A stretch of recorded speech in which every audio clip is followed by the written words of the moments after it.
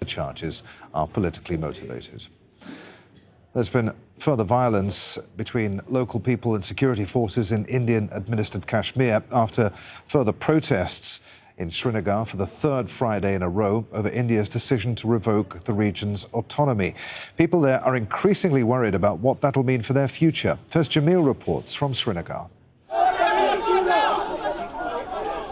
Protesters in Srinagar throwing stones.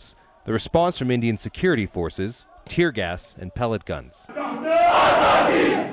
The protests began at one mosque, where Friday prayers have taken a defiant tone this month, since the region's autonomy was revoked by New Delhi. It's one of the few ways locals have to vent their frustrations.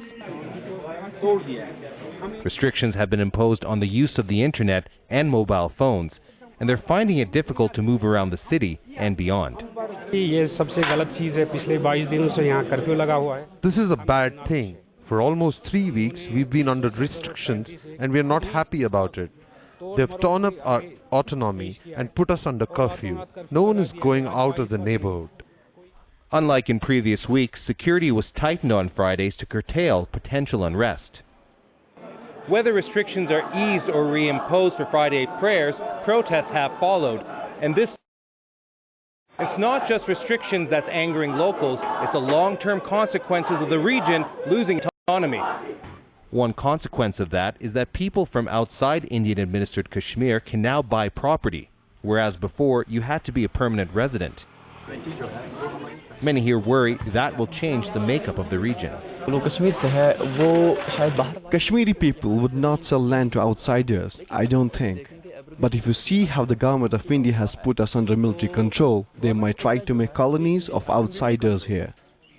Change the demography of Kashmir. That's what they want. Some analysts say that's in line with the government's Hindu nationalist ideology. Falsely erroneous notion which they have been selling to their people that Kashmir is the birthplace of Hinduism and we have to reclaim Kashmir.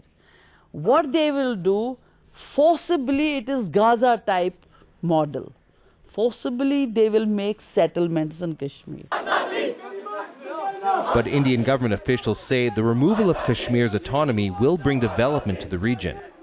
But that's not how many of the people here see the situation, and the protests are likely to continue. Fez Jamil, Al Jazeera, Srinagar, Indian-administered Kashmir.